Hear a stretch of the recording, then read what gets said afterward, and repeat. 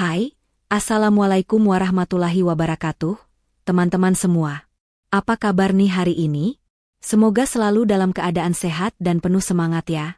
Momo yakin, setiap dari kita pasti pernah merasakan sakit hati. Pernah dikecewakan.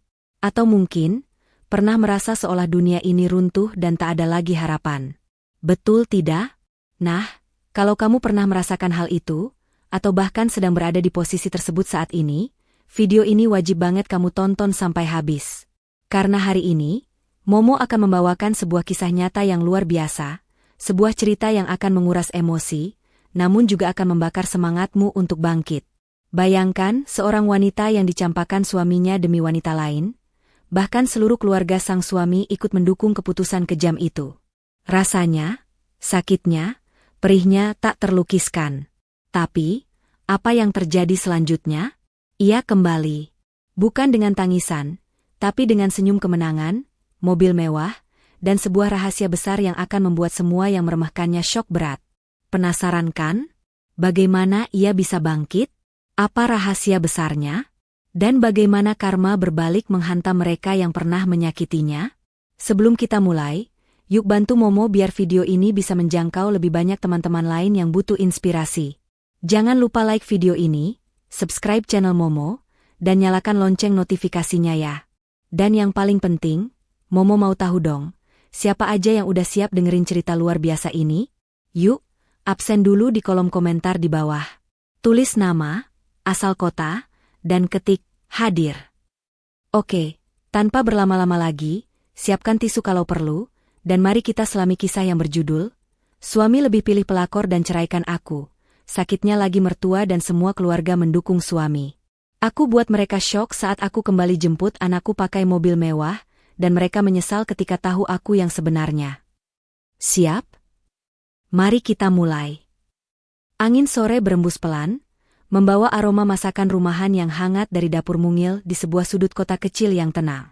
Di sanalah, Ayu, 30 tahun, dengan senyum teduh di wajahnya, sedang menata piring-piring di meja makan.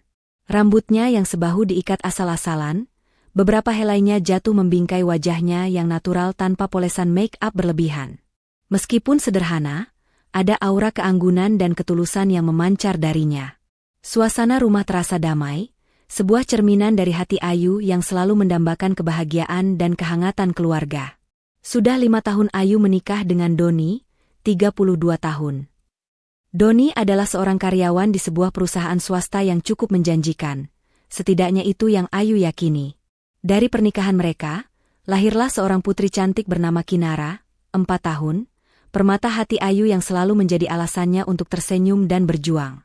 Ayu mencintai Doni dengan sepenuh hati, tak pernah sedikit pun terbersit keraguan di benaknya tentang kesetiaan suaminya itu. Ia adalah tipe wanita yang percaya pada takdir dan cinta sejati.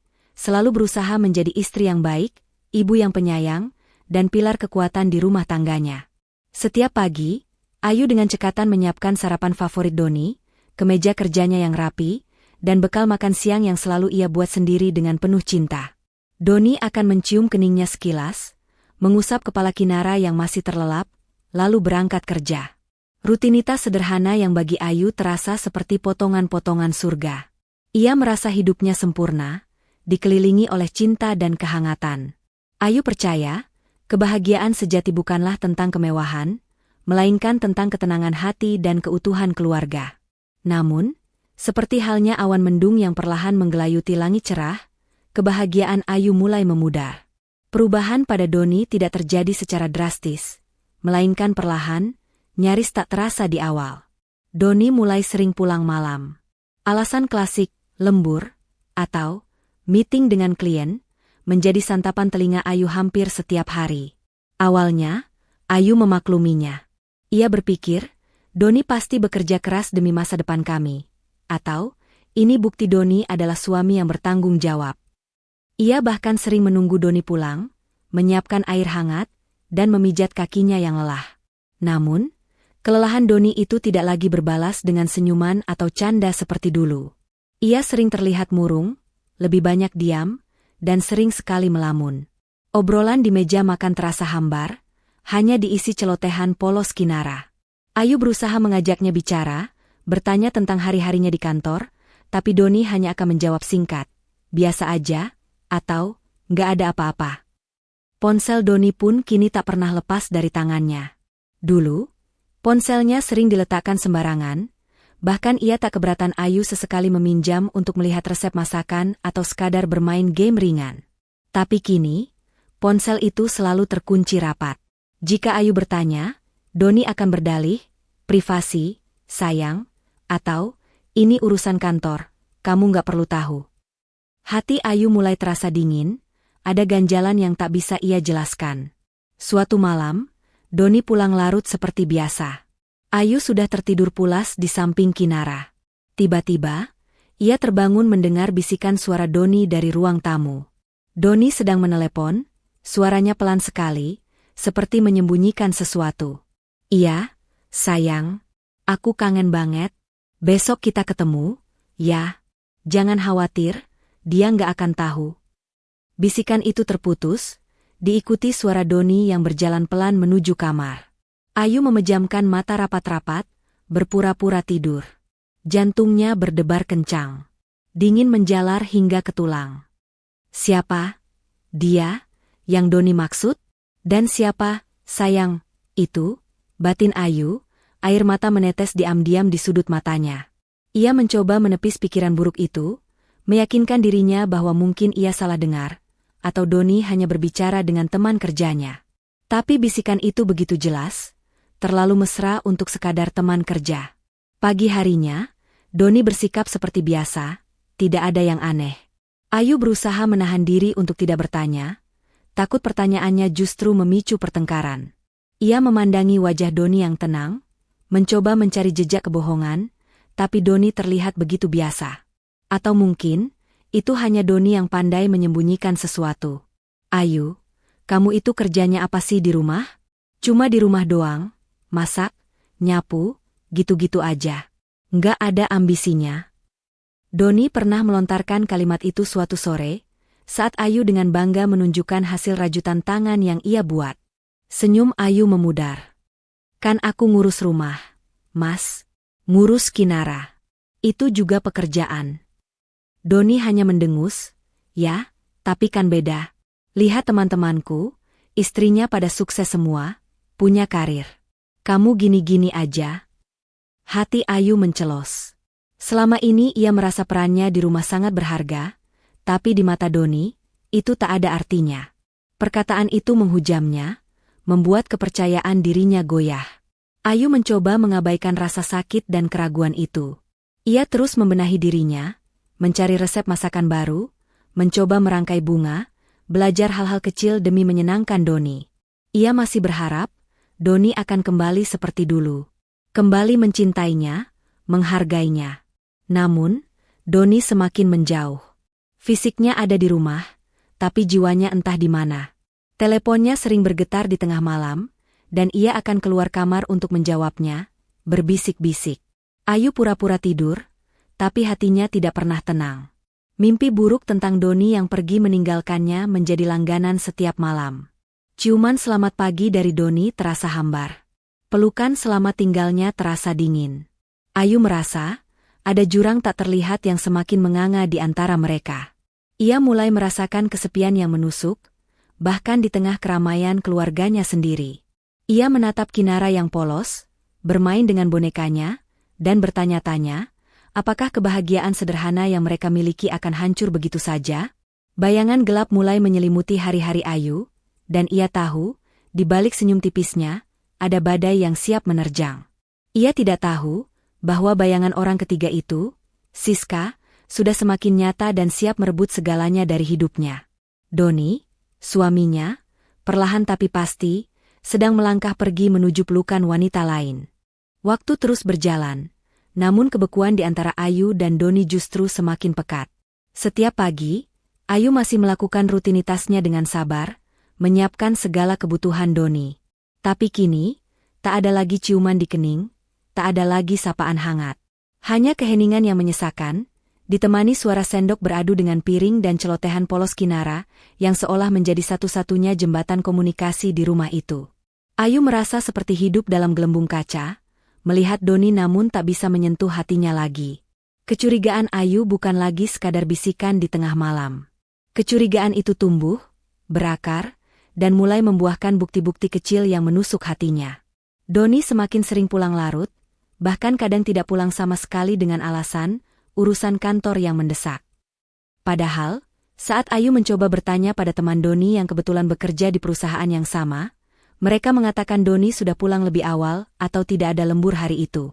Kebohongan demi kebohongan mulai terungkap, membuat Ayu merasa seperti orang bodoh yang mudah dibohongi. Ponsel Doni adalah barang paling rahasia baginya sekarang. Setiap kali Doni berada di dekat Ayu, ponsel itu selalu dalam genggamannya, atau diletakkan terbalik di meja.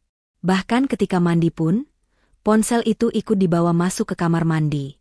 Ayu ingat, dulu Doni tak pernah seprotektif ini dengan ponselnya.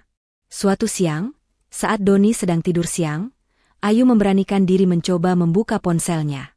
Jari jemarinya gemetar. Berulang kali ia mencoba kombinasi tanggal lahir, nama Kinara, atau tanggal pernikahan mereka, tapi semua gagal. Ponsel itu terkunci rapat, seolah menyimpan sebuah rahasia besar yang sengaja disembunyikan darinya. Pada suatu hari Minggu, Ayu mengajak Doni dan Kinara pergi ke taman bermain. Sudah lama mereka tidak piknik keluarga. Awalnya Doni menolak dengan berbagai alasan, tapi Ayu memohon. Demi Kinara, Mas. Dia kangen main sama papa, bujuk Ayu lembut. Doni akhirnya mengalah, tapi wajahnya terlihat tidak antusias. Di taman, Doni lebih banyak sibuk dengan ponselnya. Ia sesekali tersenyum sendiri saat mengetik pesan, lalu cepat-cepat menyembunyikan ponselnya jika Ayu mendekat. Ayu melihat sekilas ada notifikasi pesan masuk dari sebuah aplikasi chatting, dengan nama kontak yang asing, Siska Hati Merah 2. Jantung Ayu seolah berhenti berdetak. Selama ini ia hanya menduga, kini nama itu terpampang jelas di layar ponsel suaminya. Ada simbol hati merah di samping nama itu. Siska? Siapa Siska ini? Ayu mencoba tetap tenang, tapi tangannya gemetar memegangi tangan Kinara. Sore harinya, saat Doni sedang mandi, ponselnya berdering di meja ruang tamu. Ayu melihatnya. Nama, Siska Hati Merah 2, kembali muncul. Tanpa pikir panjang, Ayu meraih ponsel itu. Sebelum layar terkunci kembali, ia melihat sekilas pesan yang baru masuk. Aku kangen suara kamu, Don. Kapan kita ketemu lagi?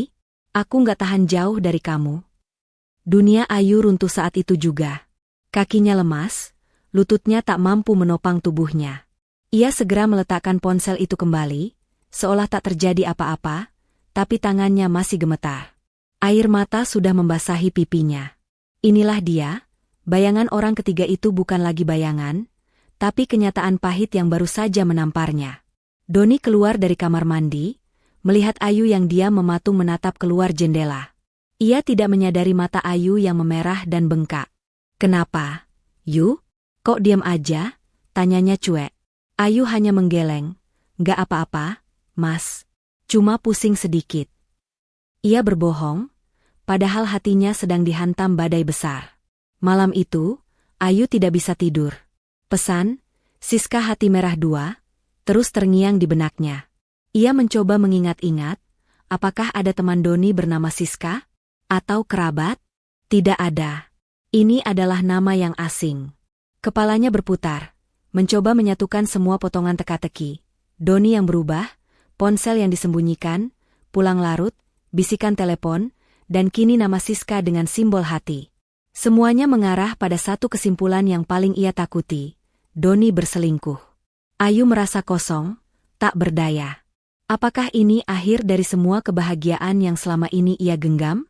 Apakah cintanya, kesetiaannya, dan pengorbanannya selama ini tidak berarti apa-apa bagi Doni? Hati Ayu berteriak dalam diam. Namun ia memilih untuk memendamnya, takut jika ia bersuara, kebenaran yang lebih pahit akan menghancurkannya sepenuhnya. Ia masih berharap, sangat berharap, bahwa semua ini hanya mimpi buruk yang akan segera berakhir. Namun, ia tidak tahu, bahwa mimpi buruk itu akan segera menjadi kenyataan yang jauh lebih menyakitkan dari yang bisa ia bayangkan. Malam itu, setelah melihat pesan dari Siska, Ayu tidak bisa memejamkan mata sedikitpun.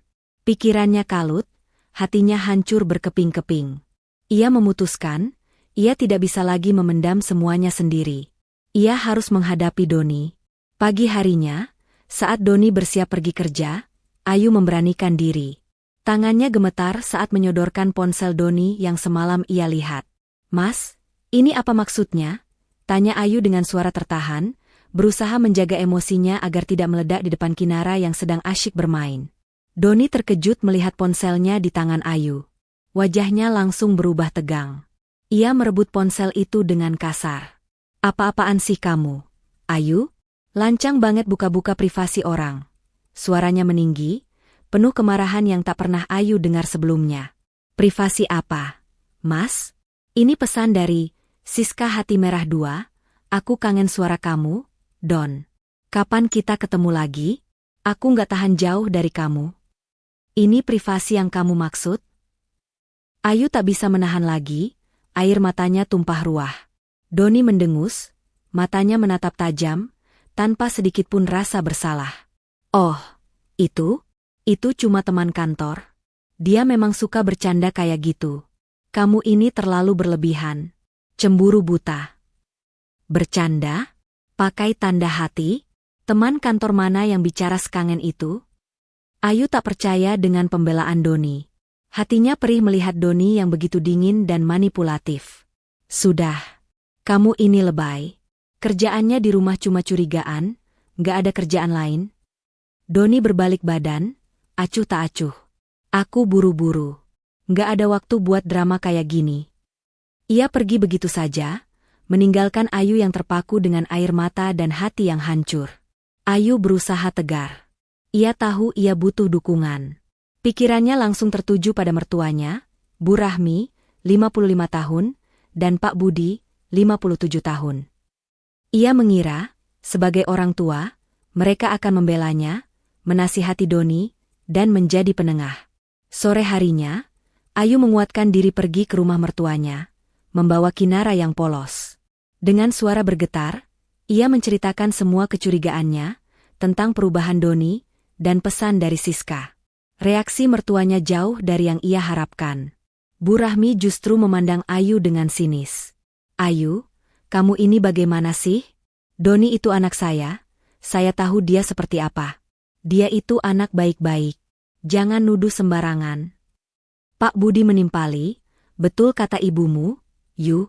Jangan-jangan kamu saja yang terlalu sensitif. Doni itu kan pekerja keras. Wajar kalau dia punya teman dekat. Kamu sebagai istri harusnya percaya."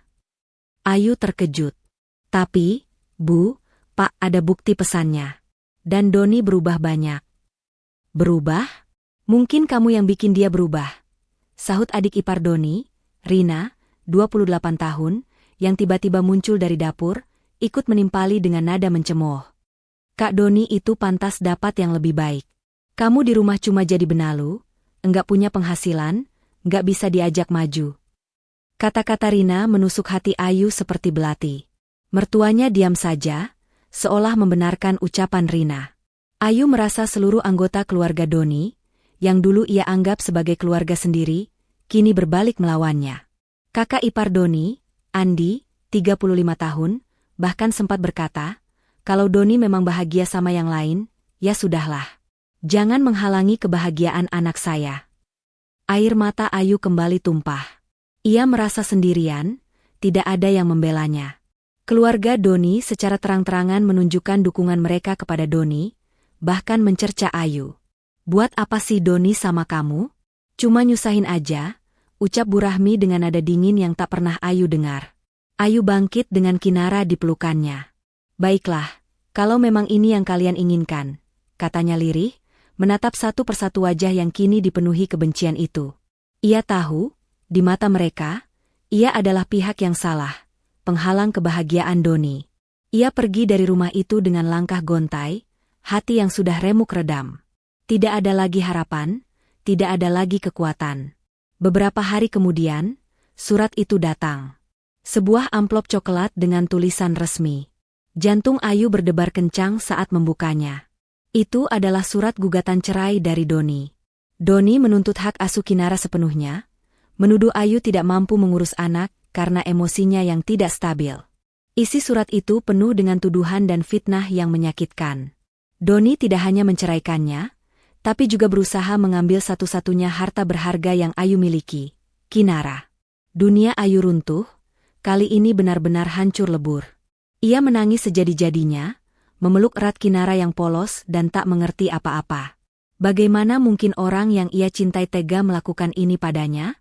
Bagaimana mungkin keluarga yang dulu ia sayangi kini berubah menjadi musuh? Ayu merasa terjebak dalam kegelapan, tanpa cahaya sedikit pun.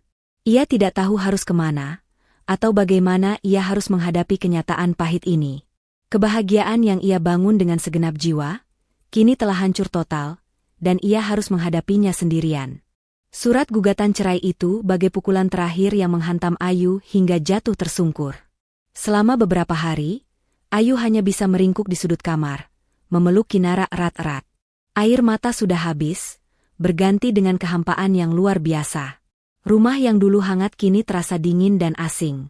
Setiap sudutnya menyimpan kenangan pahit, tentang Doni yang dulu, dan kini tentang Doni yang telah menghancurkannya. Ia makan seadanya, tidur pun tak nyenyak. Selalu terbayang wajah Doni dan keluarga mertua yang penuh penghinaan. Kinara, putrinya yang polos, adalah satu-satunya alasan Ayu untuk tetap bernapas. "Mama kenapa sedih terus?"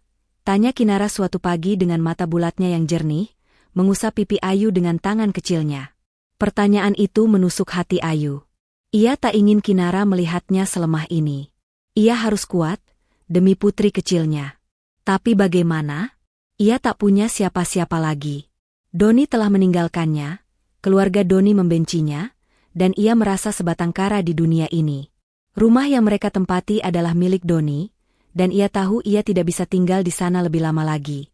Doni bahkan sudah mulai mendesaknya untuk segera angkat kaki. Dengan sisa-sisa tenaga, Ayu mulai mengemasi barang-barangnya. Hanya beberapa potong pakaian, mainan Kinara, dan beberapa album foto yang tersisa dari kehidupannya yang dulu. Setiap barang yang ia sentuh seolah memutar kembali kenangan, membuat dadanya sesak.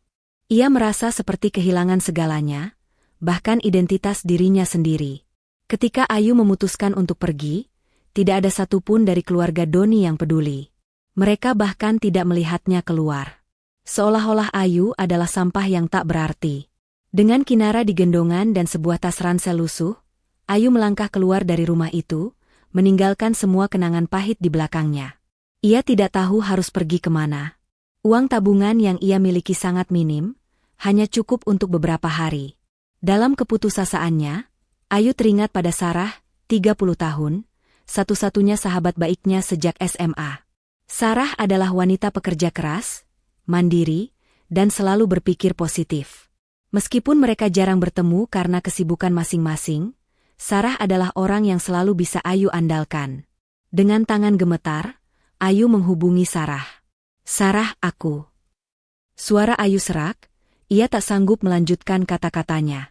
Di ujung telepon, Sarah langsung menyadari ada sesuatu yang tidak beres. "Ayu, ada apa? Kamu kenapa? Kamu di mana?" Suara Sarah penuh kekhawatiran. Ayu akhirnya menceritakan semuanya.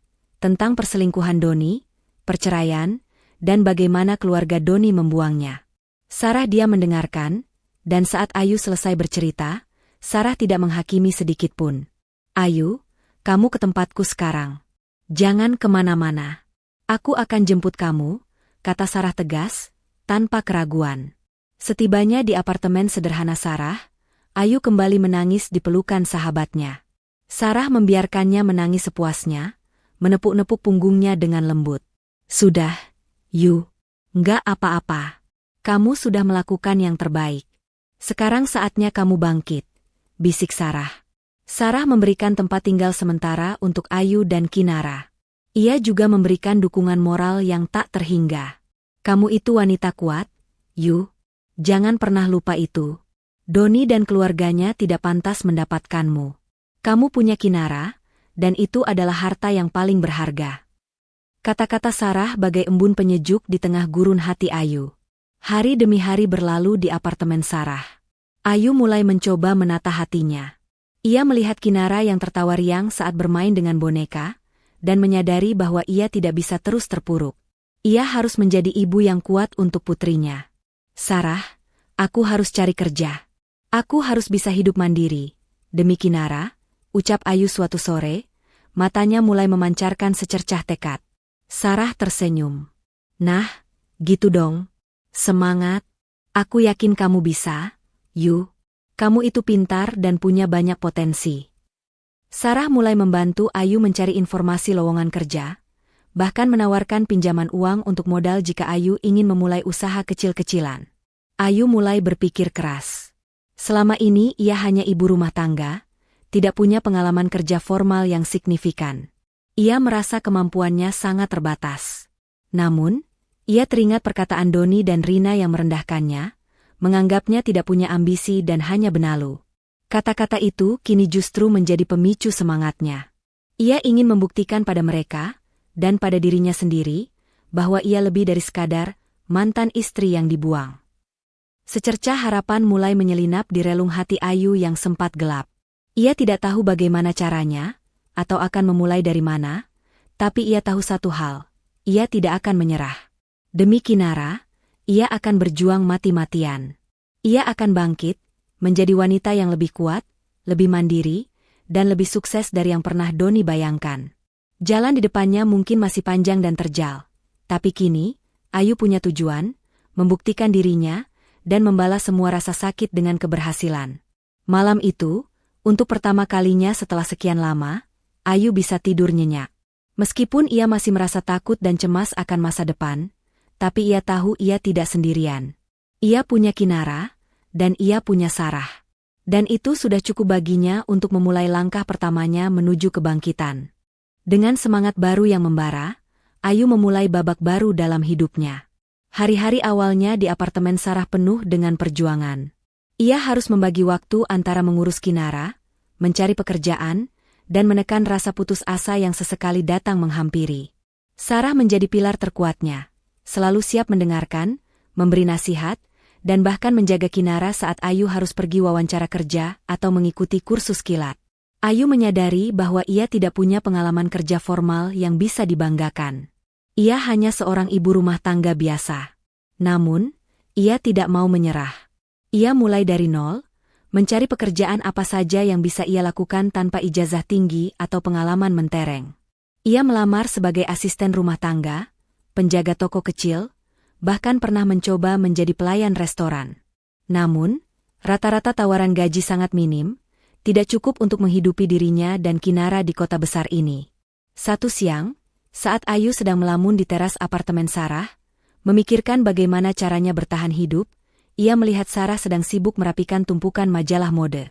Sarah, yang memang seorang desainer interior lepas, sering membaca majalah-majalah itu. Mata Ayu tertumbuk pada sebuah artikel tentang kursus menjahit dan desain fashion yang sedang populer. Dulu, saat masih gadis, Ayu memang sangat suka menjahit dan mendesain pakaian untuk boneka-bonekanya. Ia punya bakat terpendam, tapi tak pernah diasah karena sibuk dengan urusan rumah tangga. Sebuah ide tiba-tiba terlintas di benaknya. Sarah, menurutmu, bagaimana kalau aku belajar menjahit profesional? Atau desain baju? Tanya Ayu hati-hati. Sarah langsung berbinar. Itu ide bagus sekali, Yu. Kamu kan memang punya bakat. Dulu waktu SMA, baju pesta prom MU kan kamu desain sendiri, dan itu cantik banget, kenang Sarah.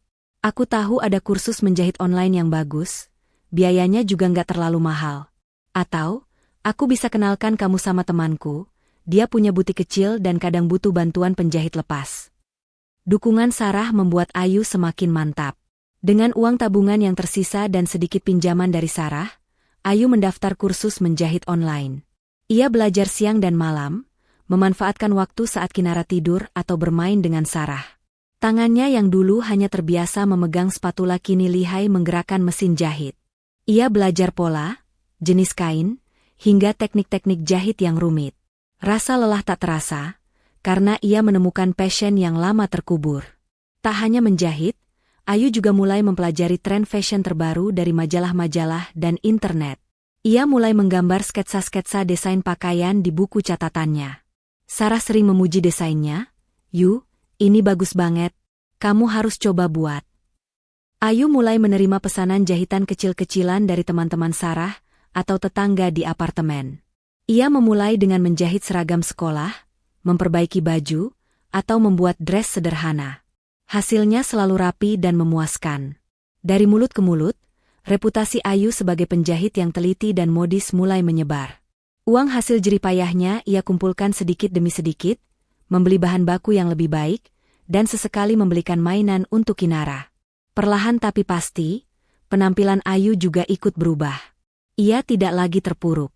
Ia mulai merawat diri, berpakaian lebih rapi, dan wajahnya kembali memancarkan aura positif. Lingkaran hitam di bawah matanya memudar, digantikan oleh sorot mata yang penuh tekad. Ia bahkan mulai berolahraga ringan di pagi hari bersama Sarah, membuat tubuhnya terasa lebih bugar dan pikirannya lebih jernih. Suatu hari, saat Ayu sedang membeli bahan kain di sebuah toko, ia tak sengaja berpapasan dengan Rina, adik ipar Doni yang dulu pernah merendahkannya. Rina tampak kaget melihat Ayu. Wajahnya menunjukkan campuran rasa terkejut dan sedikit mencemooh. "Loh, Ayu, kamu ngapain di sini? Udah jadi penjahit sekarang?" tanya Rina dengan nada sinis, seolah ingin merendahkan Ayu. Matanya menyapu penampilan Ayu dari atas ke bawah, seolah mencari-cari celah. Ayu tersenyum tipis, menjaga ketenangan. "Iya, Rina. Beginilah, hidup harus terus berjalan," jawabnya lembut, namun penuh wibawa. Ayu tidak lagi merasa terintimidasi. Ia tahu ia tidak salah, dan ia bangga dengan apa yang sedang ia perjuangkan. Rina tampak tidak puas dengan reaksi Ayu yang tenang. Ia mencoba mencari cara lain untuk memancing. "Oh, jadi sekarang kamu mandiri ya? Jangan-jangan cuma gaya aja.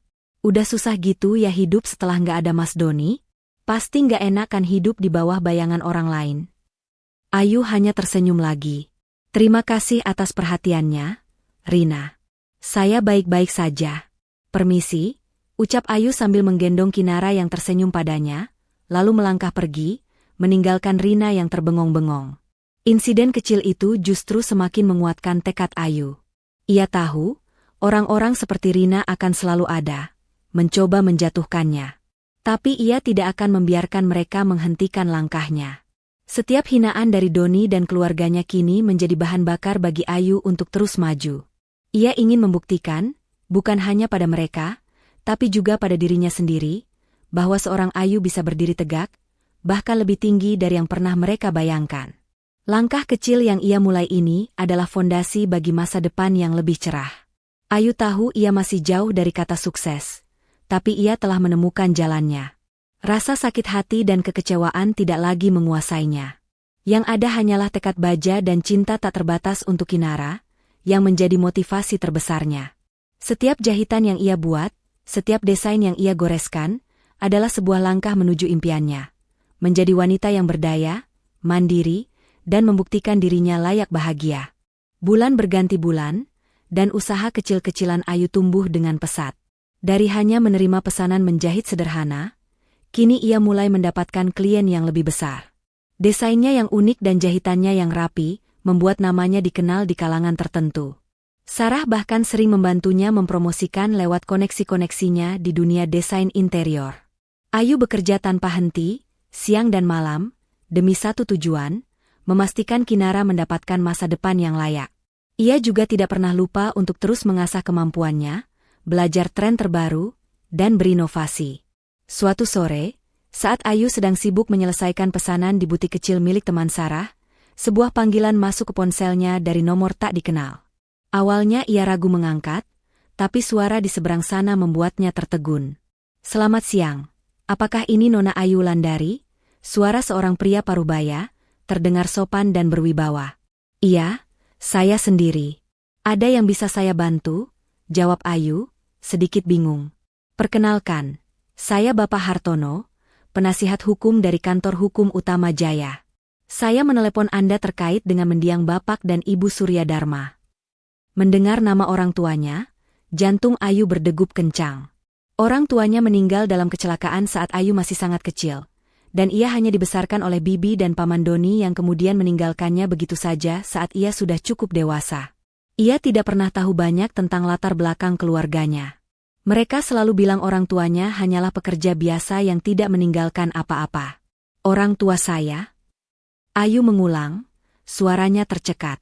Betul, Nona. Ada beberapa hal penting yang harus kami sampaikan kepada Anda terkait wasiat dan aset-aset mendiang orang tua Anda. Apakah Anda bersedia meluangkan waktu untuk bertemu kami besok? Ayu tercengang. Wasiat? Aset? Ia tidak pernah membayangkan hal seperti itu. Selama ini ia percaya dirinya yatim piatu tanpa harta dan warisan. Malam itu, Ayu tidak bisa tidur. Ia menceritakan panggilan itu kepada Sarah. Sarah, yang selalu rasional, menyarankan agar Ayu berhati-hati namun tetap pergi. Siapa tahu ini memang ada hubungannya dengan masa lalu keluargamu. Yu, jangan-jangan kamu ini sebenarnya anak siapa gitu? Sarah bercanda, tapi ada nada serius di baliknya. Keesokan harinya, dengan perasaan campur aduk antara takut, penasaran, dan sedikit harapan, Ayu pergi ke kantor hukum yang disebutkan. Kantor itu megah, terletak di pusat kota, dengan lobi yang mewah dan karyawannya yang terlihat sangat profesional. Ia merasa kikuk dengan pakaian sederhananya di tengah kemewahan itu. Bapak Hartono menyambut Ayu dengan sangat hormat. Di dalam ruang rapat yang luas, Hartono mulai menjelaskan. Nona Ayu, orang tua Anda, Bapak dan Ibu Surya Dharma, adalah pendiri dan pemilik tunggal dari Surya Group, salah satu konglomerat terbesar di kecamatan ini, dengan berbagai lini bisnis mulai dari properti, perhotelan, hingga media. Kata-kata Hartono bagai petir di siang bolong. Ayu hampir pingsan. Surya Group? Orang terkaya di kecamatan ini? Itu nama yang sangat familiar, bahkan di telinga orang biasa sepertinya. Sebuah perusahaan raksasa yang selalu ia dengar namanya, tapi tidak pernah ia sangka memiliki hubungan darah dengannya. Tidak mungkin, bisik Ayu, matanya berkaca-kaca. Orang tua saya, mereka bilang cuma buruh biasa. Bapak Hartono tersenyum tipis. Orang tua Anda memang sengaja merahasiakan identitas Anda dan latar belakang mereka, Nona. Mereka ingin Anda tumbuh normal, tidak dimanjakan harta, dan belajar hidup mandiri. Mereka mewasiatkan agar identitas Anda baru diungkapkan setelah Anda mencapai usia tertentu, atau jika terjadi kondisi darurat yang mengancam keselamatan atau masa depan Anda. Setelah kejadian perceraian Anda dengan Bapak Doni, dan adanya ancaman hak asuh anak, kami melihat ini sebagai kondisi darurat untuk mengaktifkan wasiat itu. Ayu tidak bisa berkata-kata. Pikirannya berputar. Selama ini ia hidup dalam kepedihan, dihina, dicampakan, dianggap tidak punya apa-apa. Ternyata, ia adalah ahli waris dari kerajaan bisnis raksasa. Sebuah rahasia besar yang selama ini terkubur dalam-dalam. Bapak Hartono melanjutkan, semua aset, perusahaan, dan kekayaan yang mereka miliki kini sepenuhnya menjadi hak Anda sebagai ahli waris tunggal. Selama ini, semua aset dikelola oleh tim profesional di bawah pengawasan kami. Kami juga telah menyiapkan semua dokumen hukum dan administrasi yang diperlukan untuk pengalihan kepemilikan. Ayu merasa seperti sedang bermimpi. Ia mencubit tangannya, memastikan ini bukan ilusi. Namun, semua terasa nyata. Kemewahan kantor, keseriusan Hartono, dan tumpukan dokumen yang disodorkan padanya. Ia bukan lagi wanita miskin yang dicampakkan. Ia adalah Ayu, pewaris Surya Group. Perasaan dendam kepada Doni dan keluarganya tiba-tiba memudar, digantikan oleh rasa syukur dan kekuatan yang baru. Ini bukan hanya tentang uang atau kekuasaan. Ini tentang keadilan.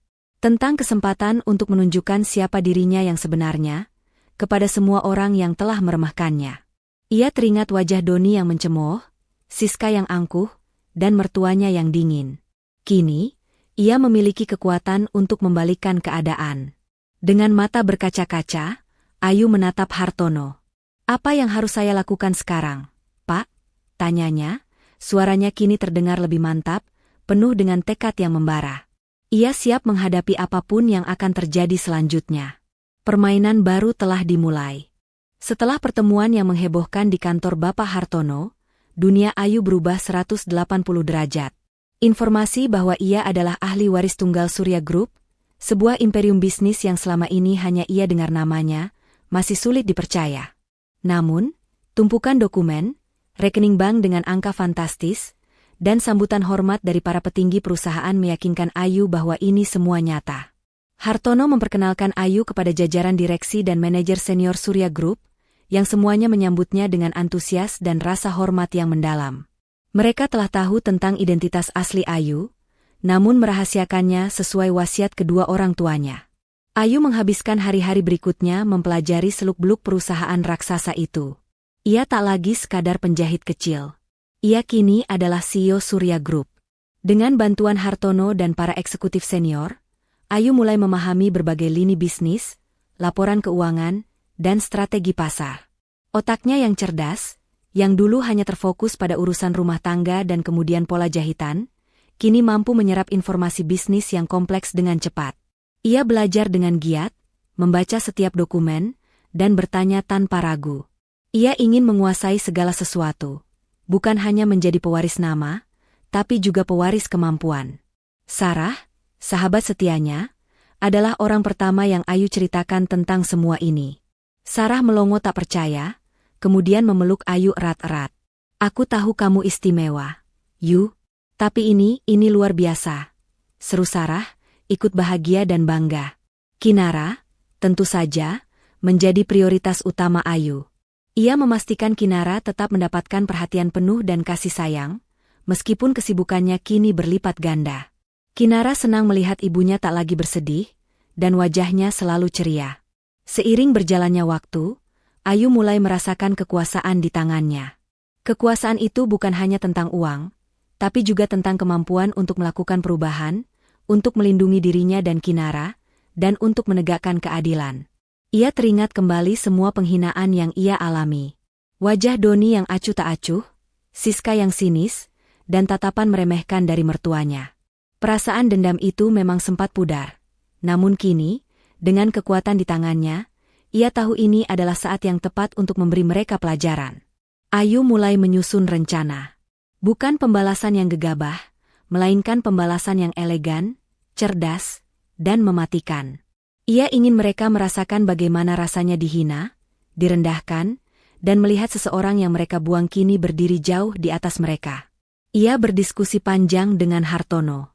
"Pak Hartono, saya ingin tahu semua tentang kondisi keuangan dan bisnis mantan suami saya, Bapak Doni, dan keluarganya," pinta Ayu suatu sore di ruang kerjanya yang baru, mewah, dan serba modern. Pemandangan kota dari jendela kantornya yang tinggi tampak luas. Hartono mengangguk. "Tentu, Nona. Kami sudah melakukan pemantauan sejak awal Anda bercerai. Bisnis Bapak Doni, yang bergerak di bidang kontraktor kecil, sedang tidak baik. Ia memiliki beberapa utang dan proyek-proyeknya sering bermasalah. Keluarga mertua Anda juga tampaknya mengalami kesulitan finansial. Toko kelontong mereka sepi, dan mereka memiliki beberapa tanggungan." Ayu tersenyum tipis. Senyum yang bukan lagi menunjukkan kesedihan, melainkan tekad. "Baik. Jangan lakukan apa-apa dulu. Saya ingin mereka menyaksikan sendiri bagaimana saya bangkit, sebelum saya bertindak. Saya ingin mereka tahu siapa Ayu yang sebenarnya." Ia juga mulai mengubah penampilannya secara drastis. Ia tidak lagi mengenakan pakaian sederhana. Dengan bantuan Sarah yang kini menjadi penasihat gaya pribadinya, Ayu berbelanja pakaian-pakaian desainer terbaik, perhiasan mewah, dan mengubah gaya rambutnya menjadi lebih modern dan berkelas. Ia berlatih berbicara dengan intonasi yang lebih tegas dan berwibawa, mencerminkan posisinya yang baru. Beberapa waktu kemudian, ada sebuah acara amal besar yang diadakan di kecamatan itu, dihadiri oleh para pebisnis dan tokoh masyarakat. Ayu memutuskan ini adalah momen yang tepat untuk kemunculan resminya.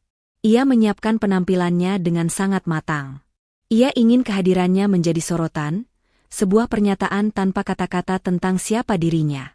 Di sisi lain, kehidupan Doni dan Siska semakin kacau. Bisnis Doni terus merugi, dan Siska mulai mengeluh tentang kesulitan finansial mereka. Mereka sering bertengkar. Mertua Doni juga mulai stres karena Doni tak lagi bisa diandalkan. Mereka sering mengeluh tentang nasib buruk mereka, tidak tahu bahwa karma sedang bekerja. Doni bahkan sempat mendengar desas-desus tentang wanita pewaris Surya Group yang baru, tapi ia tak pernah sedikitpun mengaitkannya dengan Ayu yang ia kenal. Ayu tahu, momen kejutan yang ia persiapkan akan segera tiba. Ia sudah tak sabar melihat reaksi mereka, orang-orang yang dulu dengan mudahnya membuangnya. Ia bukan lagi Ayu yang lemah dan terbuang. Ia adalah Ayu, pewaris Surya Group, dan ia akan menunjukkan kepada semua orang bahwa roda kehidupan bisa berputar dengan sangat cepat. Malam amal besar itu tiba. Seluruh tokoh penting di kecamatan, para pebisnis, pejabat, hingga selebriti lokal berkumpul di sebuah ballroom hotel bintang 5 yang mewah. Udara dipenuhi alunan musik klasik yang lembut, gemerlap lampu kristal, dan aroma parfum mahal. Di salah satu sudut ruangan, Doni duduk di meja VIP bersama Siska. Mereka berdua berusaha tampil prima, meskipun kondisi keuangan mereka sedang morat-marit. Doni sesekali melirik Siska yang terus-menerus mengeluh tentang kegagalan bisnisnya. Mertua Doni juga hadir, mencoba menjaga citra keluarga di tengah krisis. Tiba-tiba, suasana ballroom sedikit riuh. Semua mata tertuju ke arah pintu masuk. Seorang wanita melangkah masuk, memancarkan aura yang begitu kuat dan memesona sehingga semua percakapan di dalam ruangan seolah terhenti sejenak. Rambutnya ditata modern, gaun malamnya yang elegan berwarna emerald green membalut tubuhnya dengan sempurna, dan perhiasan berlian yang ia kenakan berkilauan di bawah cahaya lampu. Langkahnya anggun, tatapannya tajam, dan senyum tipisnya penuh misteri. Doni yang sedang menyeruput minumannya hampir tersedak. Matanya membelalak tak percaya. Siska di sebelahnya juga terdiam, rahangnya sedikit jatuh. Mertua Doni saling berpandangan dengan ekspresi kebingungan bercampur ketakutan. Wanita itu adalah Ayu. Ini bukan Ayu yang mereka kenal. Bukan Ayu yang dulu selalu berpenampilan sederhana, wajahnya kusam, dan sering menunduk. Ayu yang ini adalah Dewi. Ia berjalan melewati kerumunan, menerima sapaan hormat dari beberapa pebisnis yang sudah ia kenal sejak mengambil alih Surya Group. Di belakangnya, Bapak Hartono mengikuti dengan setia, seolah menjadi pengawal pribadinya. Ayu dengan sengaja berjalan perlahan, membiarkan setiap pasang mata terpaku padanya. Ia bisa merasakan tatapan Doni, Siska, dan keluarganya, yang kini dipenuhi keterkejutan dan ketidakpercayaan. Doni bahkan berdiri, mencoba memastikan bahwa penglihatannya tidak salah. Itu Ayu, bisik Siska kepada Doni, suaranya tercekat. Wajahnya pucat pasi. Doni tidak menjawab, matanya tak lepas dari Ayu. Ada campuran kekagetan, penyesalan, dan juga sedikit rasa kagum yang tak bisa ia pungkiri. Ia tak pernah menyangka Ayu bisa berubah sedrastis ini. Ayu akhirnya mencapai meja utama, tempat para tokoh penting berkumpul. Ia menyalami mereka satu persatu, senyumnya ramah namun tetap menunjukkan wibawa seorang pemimpin. Seorang MC naik ke panggung dan mengumumkan, dan mari kita sambut, pewaris baru sekaligus CEO Surya Group, Nona Ayu Wulandari. Pengumuman itu bagai petir kedua yang menyambar Doni, Siska, dan keluarganya. Mereka tidak hanya melihat Ayu yang berubah, tetapi juga mendengar statusnya yang baru. CEO Surya Group? Perusahaan raksasa yang selama ini mereka kagumi dari jauh? Merekalah yang dulu menertawakan Ayu, menganggapnya tidak punya apa-apa. Kini, Ayu adalah bos dari salah satu perusahaan terbesar di kecamatan itu. Siska mencengkeram lengan Doni. Surya Group? Nggak mungkin, kan? Dia kan cuma Ayu. Desis Siska panik. Doni terduduk kembali di kursinya, seolah kehilangan seluruh kekuatannya. Pikirannya melayang pada semua hinaan yang pernah ia lontarkan kepada Ayu, semua penolakan yang ia berikan, dan bagaimana ia memilih Siska yang kini justru terlihat seperti bayangan di samping Ayu yang gemerlap. Penyesalan menghantamnya dengan telak. Sementara itu, Ayu menoleh ke arah meja Doni. Matanya bertemu dengan mata Doni yang penuh penyesalan, tatapan Siska yang ketakutan, dan wajah-wajah mertuanya yang kini dipenuhi kekhawatiran. Ayu hanya tersenyum tipis. Senyum kemenangan yang tak terucapkan. Ia tidak perlu mengatakan apa-apa.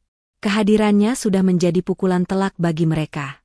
Malam itu, Ayu menjadi bintang. Ia berinteraksi dengan para pebisnis, menunjukkan kepiawaiannya dalam berbicara dan wawasan bisnis yang luas. Banyak yang terkesan, tidak hanya dengan kecantikannya, tapi juga dengan kecerdasannya. Doni dan keluarganya hanya bisa duduk di sudut, menjadi penonton yang pasif, menyaksikan Ayu bersinar terang di hadapan mereka. Rasa malu, cemburu, dan penyesalan menggerogoti hati mereka. Mereka tidak tahu bagaimana harus menghadapi kenyataan ini. Mereka telah membuang berlian yang disangka batu. Setelah malam amal yang menggemparkan, nama Ayu Wulandari menjadi perbincangan hangat di seluruh penjuru kecamatan. Gosip tentang dirinya, transformasi dramatisnya, dan posisinya sebagai CEO Surya Group menyebar bagai api. Doni, Siska, dan keluarganya menjadi bulan-bulanan bisik-bisik dan tatapan aneh. Mereka yang tadinya sombong kini merasakan panasnya sorotan negatif. Beberapa hari setelah acara amal, Doni mencoba menghubungi Ayu. Ponselnya terus berdering, tapi Ayu tidak pernah mengangkatnya. Pesan-pesan singkat dari Doni yang penuh penyesalan dan permohonan maaf hanya Ayu baca sekilas, tanpa membalas. Ia tahu Doni bukan sungguh-sungguh menyesal, melainkan hanya panik karena posisinya kini terancam. Puncak pembalasan manis Ayu dimulai secara halus, namun berdampak fatal. Doni, yang bisnis kontraktornya sudah diambang kebangkrutan, sangat membutuhkan satu proyek besar untuk menyelamatkan perusahaannya. Ia mati-matian mengejar tender pembangunan sebuah kompleks perumahan mewah.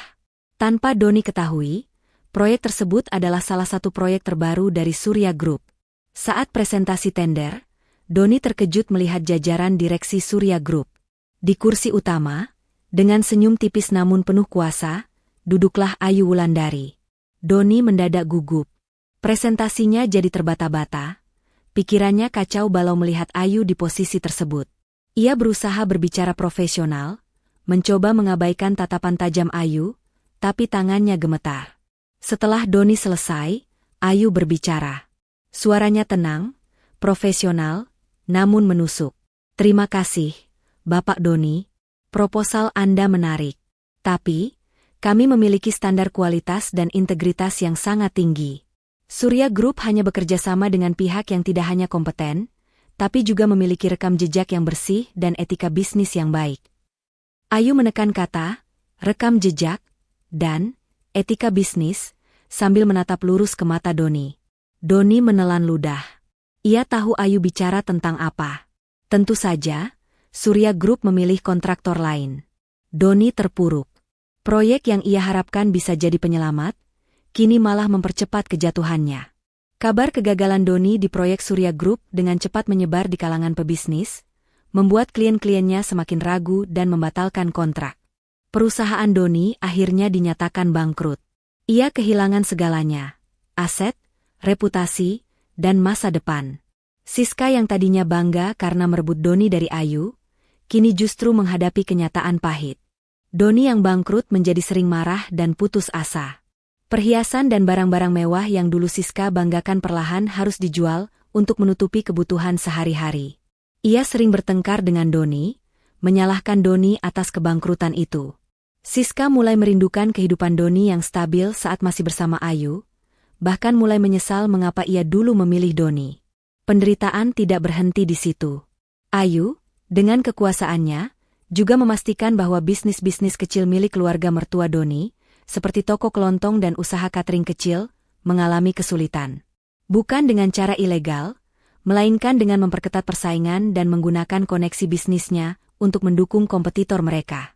Harga pasokan mereka jadi lebih mahal, dan pelanggan mereka beralih ke tempat lain yang dikelola lebih profesional dan efisien berkat sentuhan tak terlihat dari Surya Group. Mertua Doni, yang dulu bangga akan putra mereka dan meremehkan Ayu, kini hidup dalam kesulitan. Mereka harus bekerja keras di usia senja, dengan penghasilan yang terus menipis. Tetangga dan kerabat yang dulu mengelulukan Doni dan ikut merendahkan Ayu, kini mulai menjauhi mereka. Mereka merasa malu, menyesal, dan terpukul. Mereka melihat Ayu di berita, di majalah, menjadi simbol kesuksesan dan kekuatan, sementara mereka tenggelam dalam kesulitan. Suatu hari, Ayu membawa Kinara berbelanja di sebuah pusat perbelanjaan mewah. Secara kebetulan, ia berpapasan dengan Doni yang tampak kuyu, dengan pakaian lusuh, sedang bekerja serabutan sebagai pengantar barang. Mata mereka bertemu. Doni terkejut dan langsung menunduk. Tidak berani menatap mata Ayu yang kini memancarkan cahaya kemenangan. Kinara, yang sudah terbiasa dengan kehidupan barunya yang nyaman dan penuh kasih sayang, bersembunyi di balik kaki ibunya, tidak mengenali Doni yang terlihat begitu berbeda dari sosok ayah yang ia ingat. Ayu hanya tersenyum dingin.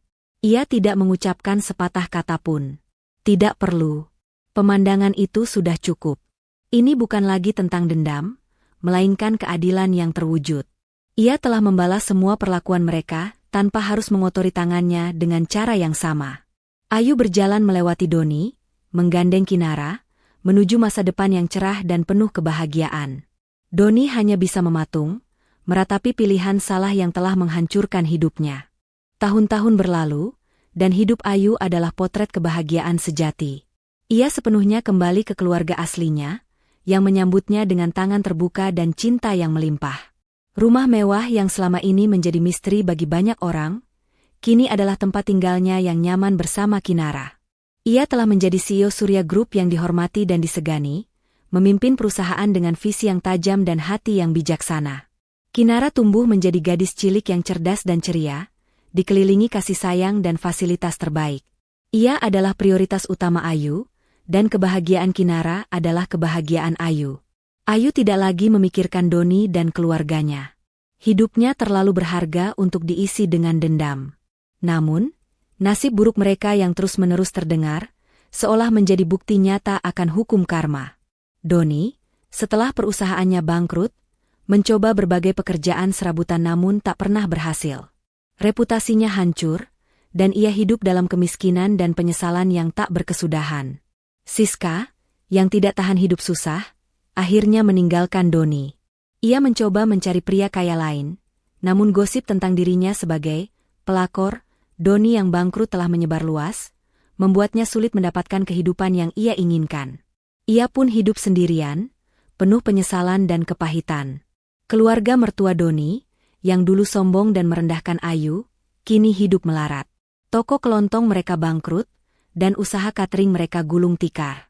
Mereka terpaksa menjual aset-aset kecil yang tersisa, dan di usia senja, mereka harus hidup dari belas kasihan kerabat jauh yang tak pernah mereka hiraukan dulu. Penyakit mulai menggerogoti mereka, namun tak ada uang untuk pengobatan yang layak. Mereka sering terlihat di jalanan, mencoba menjual sedikit barang dagangan, dengan wajah yang penuh penyesalan dan keputusasaan. Ada desas-desus yang beredar bahwa setiap kali Doni, Siska, atau keluarga mertuanya melihat berita tentang kesuksesan Ayu di televisi atau majalah, atau bahkan hanya mendengar namanya disebut, mereka akan merasakan sakit yang luar biasa di hati mereka. Bukan sakit fisik, melainkan sakit batin karena penyesalan yang tak berujung. Mereka melihat bagaimana seseorang yang mereka buang, seseorang yang mereka anggap tidak berharga, kini menjadi sosok yang jauh lebih besar dan lebih dihormati daripada impian terbesar mereka. Suatu sore, saat Ayu dan Kinara sedang menikmati waktu santai di taman pribadi rumah mereka yang luas, Kinara bertanya, "Mama, kenapa Mama sekarang beda banget dari dulu?" Ayu tersenyum lembut, membelai rambut Kinara. "Dulu Mama belum menemukan kebahagiaan Mama yang sebenarnya, sayang. Mama belum menemukan siapa diri Mama yang seutuhnya. Tapi sekarang, dengan ada Kinara di samping Mama, dan semua yang Mama punya, Mama merasa lengkap. Mama bahagia." Ayu memeluk Kinara erat. Ia telah melalui badai terburuk dalam hidupnya dan keluar sebagai pemenang. Ini bukan hanya tentang kekayaan atau kekuasaan, melainkan tentang menemukan jati diri, kekuatan, dan nilai sejati dalam dirinya sendiri. Pembalasan terbaik bukanlah dengan melukai orang lain, tetapi dengan menunjukkan bahwa kita bisa bangkit dan jauh lebih baik tanpa mereka. Di sisi lain kota, Doni duduk di sebuah bangku lusuh di taman kota, menatap kosong ke kejauhan. Sebuah koran bekas tergeletak di sampingnya, dengan foto Ayu di halaman depan, meresmikan proyek besar terbaru Surya Group. Wajah Ayu yang berseri-seri di koran itu seolah menertawakan penderitaannya. Doni menghela napas panjang, penyesalan adalah satu-satunya teman setianya. Ia telah kehilangan berlian demi sebutir kerikil. Dan ia tahu, penderitaan ini akan terus bersamanya, seumur hidupnya. Ayu, di istananya, memandang langit senja. Ia telah membuktikan bahwa wanita yang hancur bisa bangkit menjadi ratu. Kisahnya akan selalu menjadi pengingat bahwa keadilan, meskipun terkadang lambat, pasti akan menemukan jalannya.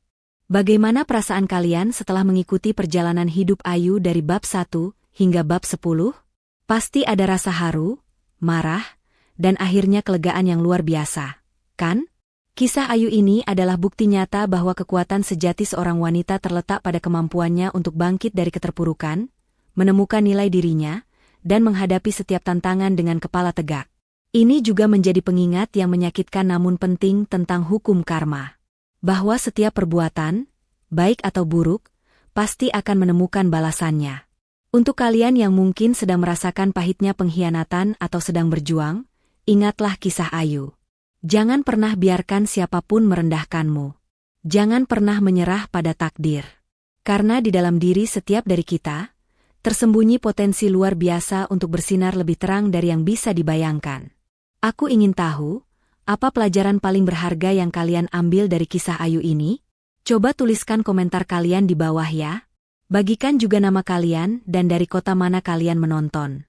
Dan kalau kalian suka dengan cerita inspiratif seperti ini, jangan lupa untuk like video ini, subscribe ke channel Momo, dan nyalakan lonceng notifikasi agar tidak ketinggalan cerita-cerita menarik lainnya.